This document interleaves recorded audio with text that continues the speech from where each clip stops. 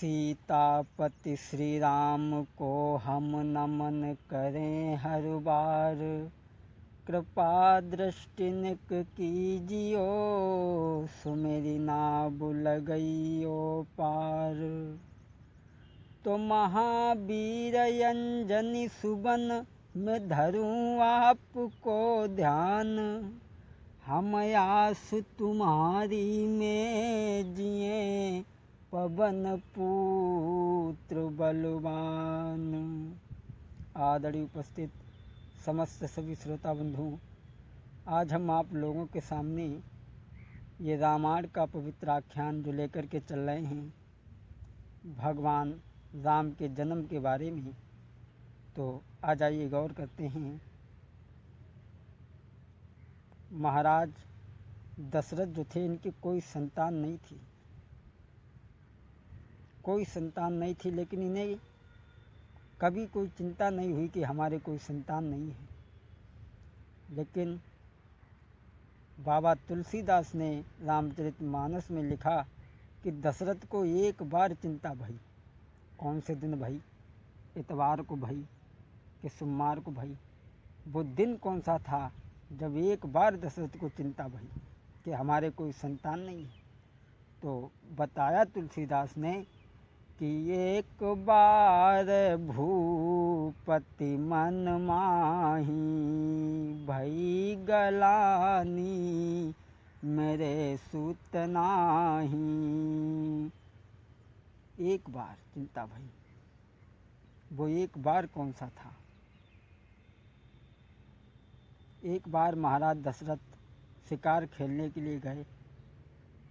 कोई शिकार तो हाथ नहीं लगा। रास्ते में एक सरोवर देखा, सोचा लाओ पानी पी ले, घोड़ा को पिला ले।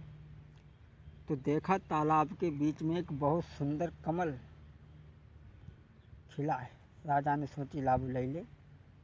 तक तक बाण महीं पर चलावा, कमल हाथ नहीं आने पावा। जब राजा का बाण जाता है, कमल पानी में छिप जाता है, और जब निकल जाता है तब ऊपर आ जाता है। कमल की तरफ से आवाज़ आई कि मैं निर्वंशी के हाथ नावूं।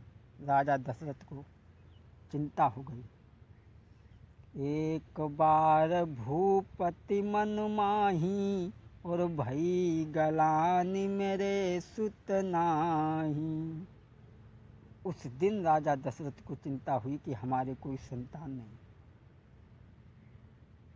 दशरथ बड़े दुखी हुए। एक बात हम आपको और बता दें, दुख क्या है? दुख है अज्ञानता। जब प्राणी के अंदर अज्ञानता छा जाती है तो वो दुखी होता है। आज महाराज दशरथ दुखी हुए, अज्ञानता छा गई, गुरु के पास चले। हमारे आपके अंदर जब अज्ञानता छा जाती है, दुखी होते हैं तो संसार में भागते हैं। लेकिन दशरथ के अंदर अज्ञानता छाई, दुखी हुए, लेकिन गुरु के पास में गए। गुरु में दो शब्द हैं, गु माने अंधकार, रु माने प्रकाश। जो अज्ञानता को निकाल करके जो ज्ञान का प्रकाश कर दे, उसे कहते हैं गुरु।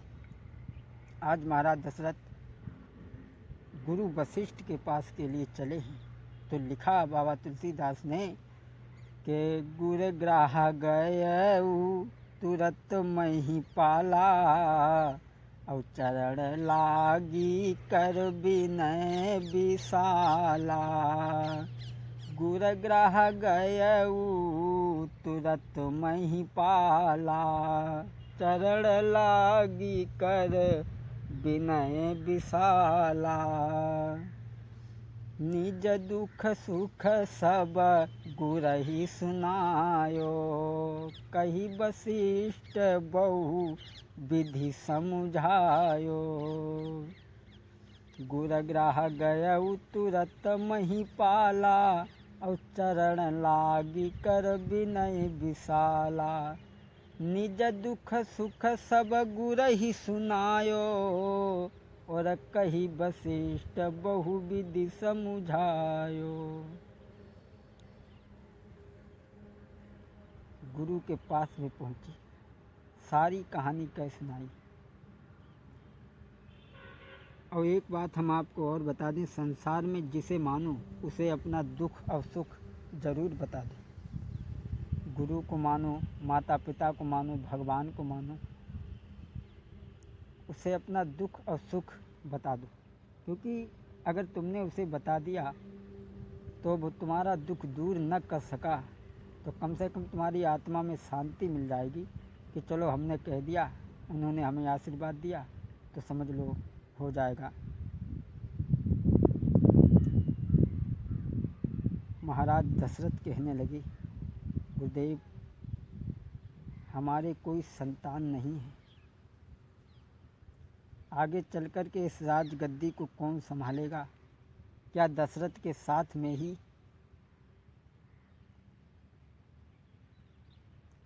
नाम खत्म हो जाएगा हमारा? आगे हमारे वंश में क्या कोई नहीं होगा? बोले हैं दशरथ कि ऐसी जिंदगी से क्या फ़ायदा? और बोले, गुरुदेव सुनता हूँ जो प्राणी अपने जीवन में सुत नहीं पाते हैं, सुनता हूँ जो प्राणी अपने जीवन में सुत नहीं पाते हैं, वो स्वयं नरक में जाते हैं और गुरु को बोल जाते हैं। गुरु से सारी बात कह सुनाई गुरुदेव। जो प्राणी संतान का मुख नहीं देखता है वो अपने आप तो नरक में जाता है, साथ में गुरु को भी ले जाता है।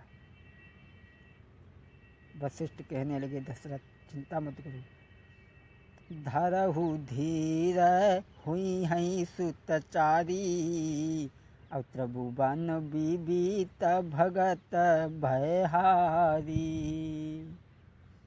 वशिष्ठ ने कहा, तुम चिंता मत करो, तुम्हारे 4 पुत्र होंगे। वशिष्ठ ने कैसे जान लिया कि इनके 4 पुत्र होंगे? आ जाइए उधर, देखें। जब मनु शतरूपा ने तपस्या की, भगवान ब्रह्मा प्रकट हुए, बोले मांग लो। तो मनु महाराज ने क्या मांगा था? महाराज मैं क्या मांगूँ, आपका दर्शन ही केवल हो गए, यही हमारे लिए काफ़ी है। बोले नहीं मांगो। तो मनु महाराज ने मांगा था कि दानी शिरोमणि कृपा निधि, नाथ कहूँ सती भाव, तुम समान चाहूँ सुत, और प्रभु सम कब न दुलाओ। बोले हम तुम्हारे समान संतान की प्राप्ति चाहते हैं। बोले ऐसा ही होगा। भगवान ने कहा माता शतरूपा से, हे माँ तुमने भी उतनी ही तपस्या की है, तुम भी कुछ मांग लो। शतरूपा कहने लगी, हे प्रभु जो बरनाथ चतुर नृप मांगा, सो कृपाल मोहि अति प्रिय लागा। कहने लगी जो पति ने वर मांगा है वही हमें प्यारा है। भगवान कहने लगे, माँ तुम्हारी संतुष्टि को देख करके हमें बड़ा खुशी प्राप्त हुई, हम जरूर ही तुम्हारे गर्भ से जन्म लेंगे। इतना कह के भगवान अंतर्ध्यान हो गए। वही बात वशिष्ठ ने दशरथ से कही, तुम्हारे 4 पुत्र होंगे, लेकिन होंगे कब? जब तुम हवन बुलाओ, हवन कराओगे तब। महाराज दशरथ कहने लगे, गुरुदेव आप ही हवन कर दो। दशरथ पीछे हट। महाराज दशरथ ने कहा कि गुरुदेव आप ही हवन को कर दो। वशिष्ठ पीछे हट गए, बोले नहीं ये काम हमारा नहीं है, इसके विशेषज्ञ हैं श्रृंगी ऋषि, उनसे करवाओ। क्योंकि जिस व्यक्ति को जो काम करना ना आता हो वो उससे नहीं कराना चाहिए, और अगर तुम उससे कराते हो तो उसे भी हानि है और आपको भी हानि।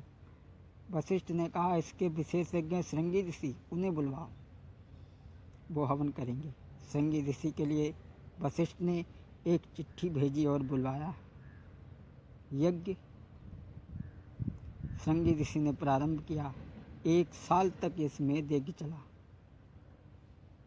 जब यज्ञ चला दोस्तों, श्रृंगी ऋषि वशिष्ठ बुलावा, पुत्र काम शुभ यज्ञ करावा, भगति सहित मुनिया उठ दीने, प्रगटे यज्ञ न चरु कर लीने।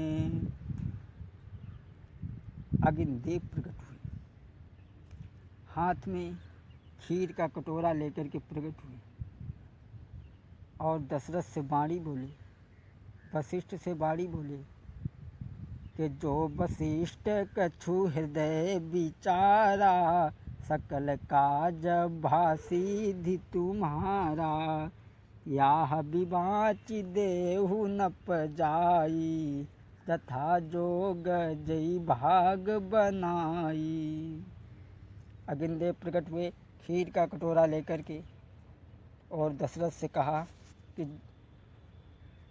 वशिष्ठ से कहा कि प्रसाद, वो प्रसाद वशिष्ठ ने दशरथ को दिया। दशरथ वो प्रसाद लेकर के महलों में पहुँचे।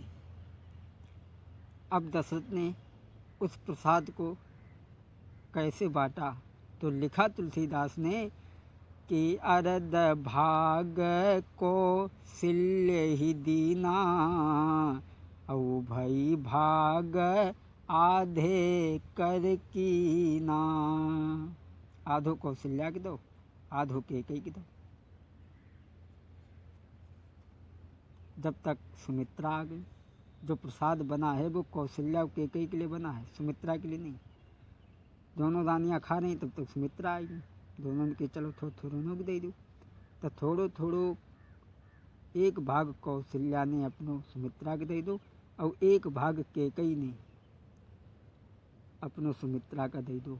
कौशल्या और केकई के पास रह गए एक भाग और सुमित्रा के तीर हुई गए 2 भाग।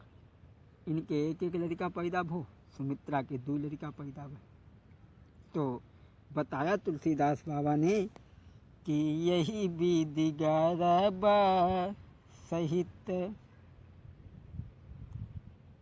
बताया तुलसीदास ने कि यही विधि गर्भ सहित सब नारी, भई हृदय हर्षित सुख भारी। जा दिन से हरि गर्भ आए, सकल लोक सुख संपत्ति छाए। यही प्रश्न है भोले बाबा से माँ भवानी का। परमात्मा गर्भ में आया, धीरे धीरे समय गुजरता गया। जब देवी देवताओं ने जाना कि परमात्मा धराधाम पर आने वाला है, तो सब देवी देवता आने लगे मृत्युलोक में।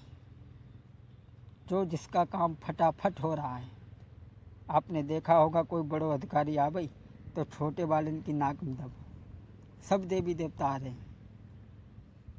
गगन विमल संग कुल सुर जूठा, गावहीं गुण गंधर्व बरूठा।